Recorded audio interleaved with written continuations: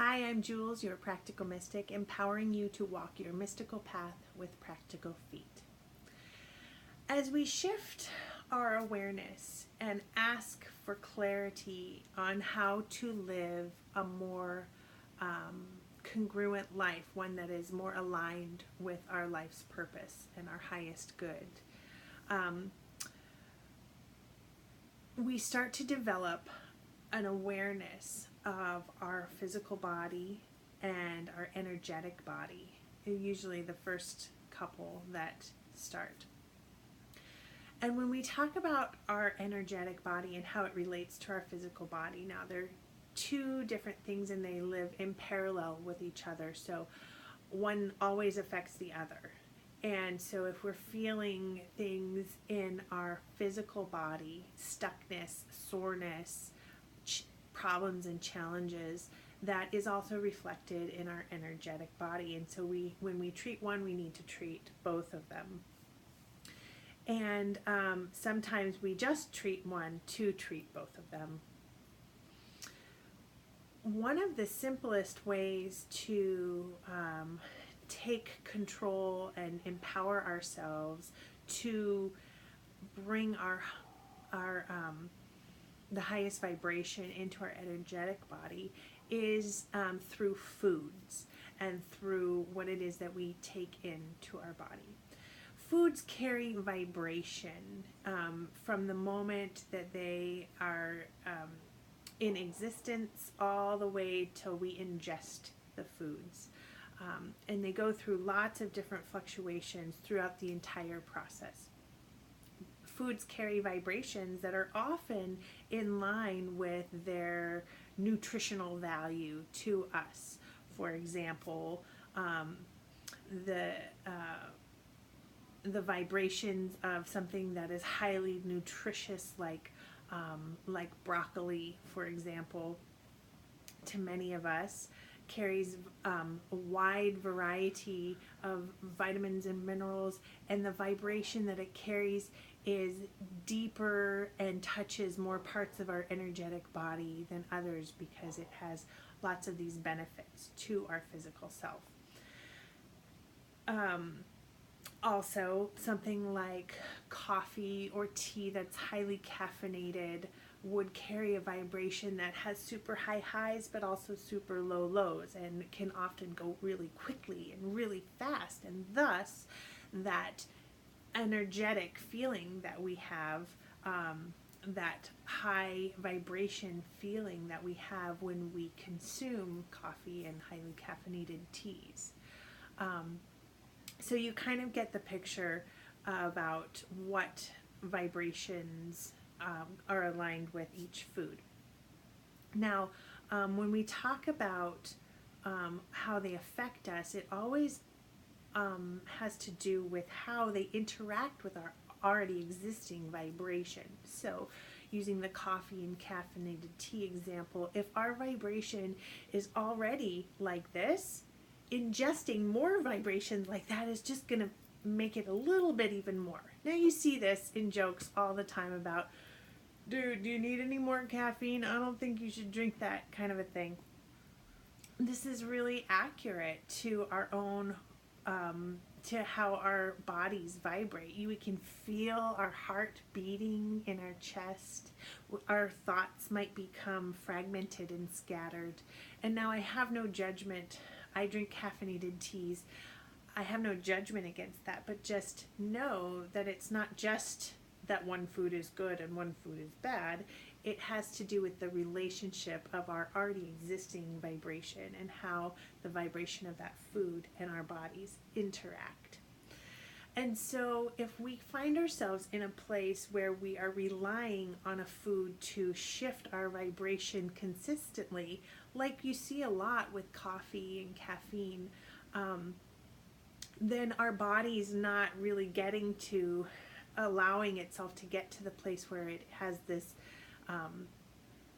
normal energetic flow, because we're always relying on a substance to bring us back into that vibration. Nutrient-rich foods tend to have deeper vibrations that touch us in all these areas, but they tend to be a bit slower, so our body has time to digest them. When we consume foods that have chemicals and pesticides in them, pesticides, the energetics of pesticides is to kill. And so when we ingest something that has the energetics of to kill, it is interacting with our own life force and our own vibration and dims our vibration. So that's one way in which it's not awesome to consume foods with pesticides or other chemicals. You can see this. It is a common fact that foods, vegetables in particular, that have been treated with pesticides and herbicides often don't last as long because the chemicals are interacting with the foods and with that kill vibration, that death vibration, and so they're not lasting as long. It's actually like a more economical in many ways to just buy organic or grow your own food.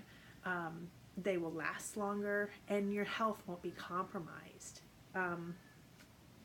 So there's a lot of theory on that. And I think for a long time, when I was feeling really strapped for money, it felt like it was too expensive and impossible to eat the organic foods. But the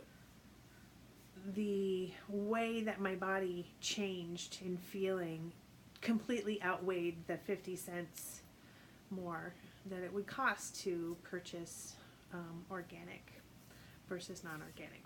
Anyhow, so what can we do? How can we be empowered? Are we just at the mercy of whatever it is that comes into our plate? There's some simple things that you can do to really take control and empower yourself to be aware and conscious of the vibrations that you are allowing into your energetic body. Number one, it really does help to make your own food. You know what's in it. You know the ingredients. You have choice about what the ingredients are that go into your food, and they are a reflection also of the vibration that you have when you're making it. So if you're making pancakes and you're really pissed off at your husband, the pancakes are going to taste different. They have the vibration of being pissed off, and that seeps into the pancakes, and then whomever eats them gets that vibration as well. It would change. If you sing happy and glorious songs while you're cooking, that vibration goes into your food as well, and then it spreads, just like we know that everything spreads. This sounds really woo-woo, but there is scientific evidence that this is really true. I posted a video the other day about talking to plants, and one plant was being bullied and the other plant was being praised and loved and acknowledged. And the physical difference of these plants, they got the exact same amount of sunlight and food and water, but the energetics that was coming at them made them grow very differently. The same is true for the things that we ingest. If we're pissed off when we're making our pancakes, everybody's going to eat that anger. So you can be really conscious about what it is that you're making, and it can be really fun and not necessarily like amazingly healthy, and you could be making cookies, but they could be medicine if you put the medicine in them. You put the beautiful energy into them, the appreciation, the love, the energetics. If you're into praying, if that's your thing, man, just pray over your food. You acknowledge and thank all of the pieces that went into that. Gratitude is a huge way to shift the energy and the vibration in anything, and especially in food. Let's see. It's also important to note the environment that you choose to consume your food in. it's not always possible to go to a serene place outside in nature and under the sunshine, eat your salad. You know, it's not always possible to do that. And also sometimes we like a burger and a beer, right?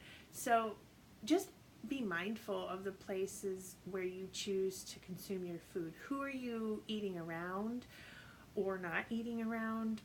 What kind of an environment is it? Are you standing up or sitting down? Allow your body the space to receive. Now, I'm a single mom. I eat over the kitchen sink more times than I'd like to admit, but I do notice a difference when I do that versus when I'm able to sit down with my little guy and have a conversation and kind of we often do our apples and onions during dinner time, which is our best thing about the day and our least favorite thing about the day, and we engage in a conversation. And that, to me, that interaction with my child and that precious time together is medicine for my soul. I could be eating Oreos and it would still be medicine for my soul.